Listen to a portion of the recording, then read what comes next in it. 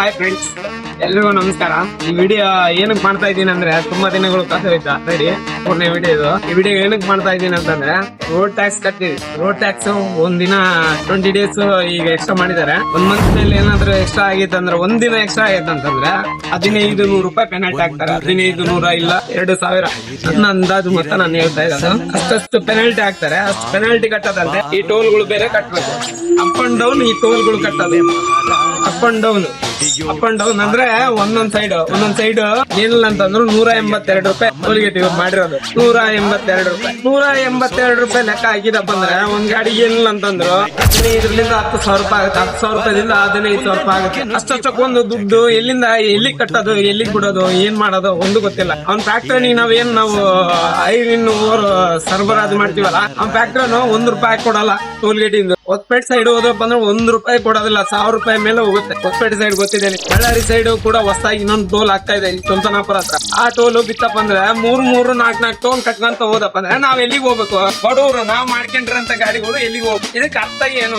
ನಾವ್ ಏನ್ ಮಾಡಿದೀವಿ? ಪ್ರತಿಯೊಂದಕ್ಕೂ ಎಲ್ಲಾದ್ರೂ ರೋಡ್ ಟ್ಯಾಕ್ಸ್ ಇಂದ ಹಿಡಿದು ಪ್ರತಿಯೊಂದಕ್ಕೂ ಟಿಪ್ಪರ್ ಗಾಡಿ ಅಂದ್ಬಿಟ್ರೆ ನಮ್ ಜನಗಳಿಗೆ ಹೆಂಗಾಗುತ್ತೆ ಅಂತಂದ್ರೆ ಇಲ್ಲೆಲ್ಲ ಜೀವನ ಅವರಿಂದನೇ ನಡೀತಾ ಇರೋದು ಅನ್ನೋದು ಗೊತ್ತೇ ಇಲ್ಲ. ಜನಗಳು ಪ್ರತಿಯೊಬ್ಬರು ನಮ್ದೊಂದೇ ಹಸಿರು ನಿಗಲ್ಲ. ಇಲ್ಲಿ ಪ್ರತಿಯೊಂದು ಆಲ್ರೆಡಿ ಹೇಳಿದೀನಿ. ರೋಡ್ ಟ್ಯಾಕ್ಸ್ ಕಟ್ಟೋದಂದ್ರೆ 1 ವರ್ಷಕ್ಕೆ 32 ಕೋಟಿ ಹೋಗುತ್ತೆ. 4,000 ಗಾಡಿ ನಾನು ಲೆಕ್ಕ ಹಾಕಿರೋದು 32 ಕೋಟಿ ಹೋಗುತ್ತೆ. 4,000 ಗಾಡಿ ಲೆಕ್ಕ ಹಾಕಿರೋದು ಒಂದು ಇಯರ್ಗೆ 32 ಕೋಟಿಲಿ ರೋಡ್ ವರ್ಕ್ ಹೇಗಿದೆ. ಇದೆಲ್ಲ ಆದ್ಮೇಲೆ ರೋಡ್ ವರ್ಕ್ ಇಷ್ಟೆಲ್ಲ ಆದ್ಮೇಲೆ ಎಲ್ಲಾದ್ರೂ ಬ್ರೇಕ್ ಡೌನ್ ಆತಂದ್ರೆ ಯಾವ ಟೋಲ್ ಗೇಟ್ ನವರು ಬರಲ್ಲ, ಯಾರು ಬರಲ್ಲ. ಫೋನ್ ಮಾಡಿದ್ರೆ ರೆಸ್ಯೂವೇ ಮಾಡಲ್ಲ. ಬ್ರೇಕ್ ಡೌನ್ ಆಯ್ತು, ಡೀಸೆಲ್ ಖಾಲಿ ಆಯ್ತು. ಇದು ಯಾರು ಇಲ್ಲಿ ಯಾರು ಕಟ್ಸೊಳಗ ಟೋಲ್ ಗೇಟ್ ಕಟ್ಸ್ಕೊಳಕ್ ಬಂದೇ ಬೇಕು. ಕಟ್ಲಿಲ್ಲ ಅಂತಂದ್ರೆ ಬಿಡೋದೇ ಇಲ್ಲ ಗಾಡಿ. ಕಟ್ಟಿ ಹೋಗ ಬಾಣಿ ಅಂತಾನೆ ಟೋಲ್ ಗೇಟ್ ಕಟ್ಟಿ ಹೋಗು.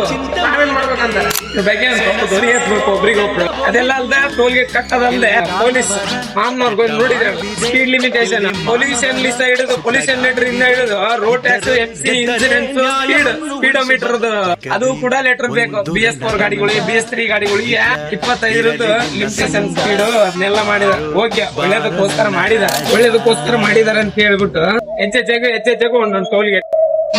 1 ವರ್ಷಕ್ಕೆ ರೋಡ್ ಟ್ಯಾಕ್ಸ್ ಇದು ಕೂಡ ಎಷ್ಟು ಹೋಗುತ್ತೆ ಗೊತ್ತಾ? 28,000 ಒಂದು ವೆಹಿಕಲ್ 10 ವೀಲ್ ಮಾತ್ರ ನಾನು ಹೇಳ್ತಾ ಇರೋದು. 10 ವೀಲ್ 28,000 ರೂಪಾಯಿ. ಅವನೇನಾದ್ರೂ ಡಿಲೇ ಮಾಡಿ ಕಟ್ಟಿದಾನೆ ಅಂದ್ರೆ ಎಲ್ಲ ಒಂದು 30,000 ರೂಪಾಯಿ ಹೋಗುತ್ತೆ. ಒಂದೊಂದು ವೆಹಿಕಲ್ ಇಂದ ಅಷ್ಟು ಒಂದು ತಗೊಂತಿದ್ದಾರೆ.